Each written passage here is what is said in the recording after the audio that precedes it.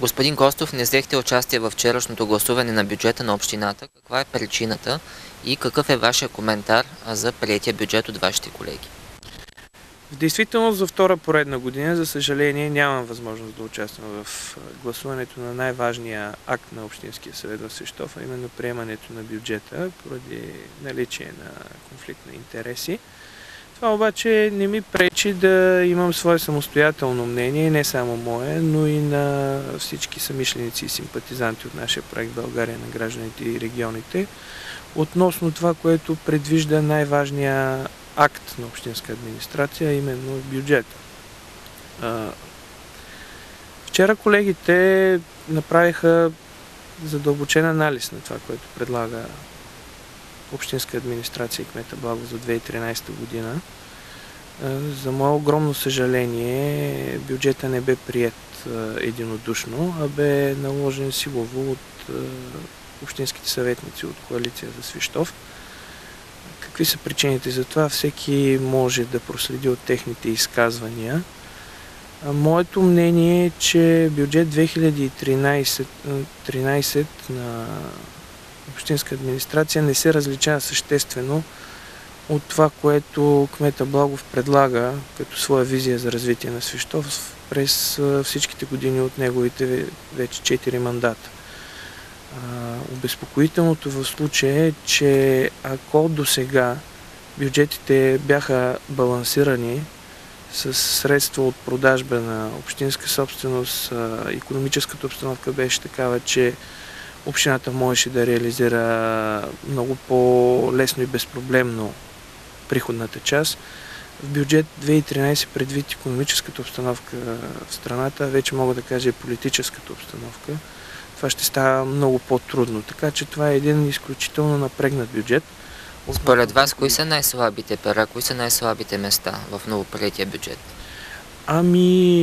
Това е един бюджет, който е изцяло насочен към съфинансиране на дела, който общината трябва да поеме по европроектите, по които е страна. Тоест, избора на проекти, в които общината да кандидатства и да участва, до голяма степен предопределя това какъв бюджет имаме.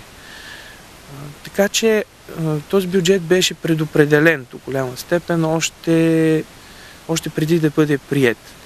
Друг е въпросът доколко избора на тези проекти е удачен и какво развитие дават на града. На практика собствените средства ще бъдат изключително малко и не дай Боже, в случай на някакъв сериозен инцидент, криза, проблеми, ще имаме много малка възможност за реакция адекватна. Всеизвестен е проблема с Свищовската болница. Заложен ли е в новия бюджет такава помощ към болницата в случай на нужда? Моето мнение е, че все повече положението с болницата прилича на игра на руска рулетка. Какво имам предвид? Знаете, че общината е бенефициер по европрограма на голяма стойност, многомилионна европрограма, за обновяване на болницата като строително-ремонтни дейности и закупуване на апаратура. Едновременно с това общинското дружество МБАЛ Свищов е в много критично финансово положение. Във всяко едно мое изказване в Общинския съвет аз апелирам за вземане на радикални мерки относно решаване на този проблем, защото е видно, че с козметични действия и финансови инжекции за миналата година в размер близо половин милион лева нещата не могат да бъдат променени. Питам какво ще стане, след като общината е поела ангажимент европроекта, по който е страна, да има устойчив характер, т.е. 3 години след неговото приключване болницата да запази дейността си. И това нещо не може да бъде осъществено, защото и предвид това, което вие медиите давате като информация за случващото се там, е видно, че нещата не отиват на добре. Сам по себе си европроекта и наливането на тези средства за обновяване на сградния фонд и на апаратурата не решава промените. тези действия трябва да бъдат съчетани с ред други управленски решения, както на управителя, така и на Общинския съвет.